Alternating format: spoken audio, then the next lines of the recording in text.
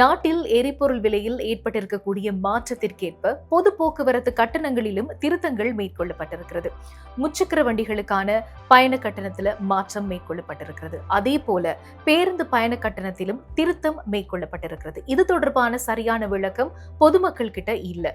அதாவது முதலாவது கட்டணம், அதாவது முதலாவது ஆக குறைந்த பேருந்து கட்டணம் எவ்வளோ அப்படின்றதும், அல்லது அதிகூடிய பயண கட்டணம் எவ்வளோ, குறிப்பிட்ட தூரத்திலிருந்து இன்னொரு தூரத்துக்கு போறதுக்கு எவ்வளவு அதிகரிச்சிருக்கிறாங்க அப்படின்ற ஒரு தெளிவு இல்லாம இருக்கு.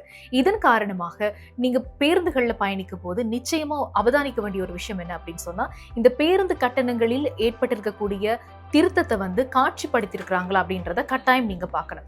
இப்ப பேருந்து உரிமையாளர்களுக்கும் ஓட்டுநர்களுக்கும் நடத்துனர்களுக்கும் மேல் மாகாண வீதி போக்குவரத்து அதிகார சபை ஒரு அறிவித்தல் விடுத்திருக்கிறாங்க. இந்த பயண கட்டணத்தில் மேற்கொள்ளப்பட்டிருக்கிற இந்த கட்டண திருத்தத்தை கட்டாயமாக காட்சிப்படுத்த வேண்டும், பொதுமக்களுக்கு காட்சிப்படுத்த வேண்டும் அப்படின்னு சொல்லி அறிவுறுத்தல் விடுக்கப்பட்டிருக்குது. இவ்வாறு பொதுமக்களுக்கு இந்த கட்டண திருத்தம் காட்சிப்படுத்தப்படாமல் இருந்தது அப்படின்னு சொன்னா அந்த பேருந்தினுடைய உரிமை பத்திரம் ரத்து செய்யப்படும் அப்படின்னு சொல்லியும் அதிகார சபை ஒரு அறிவுறுத்தல் விடுத்திருக்கிறாங்க. அதே போல புகையிரத பயணங்களின் போது நம்ம பெற்றுக்கொள்ற பயணச்சீட்டு இப்போ காகிதத்துல தான் நமக்கு கொடுக்கப்படுது.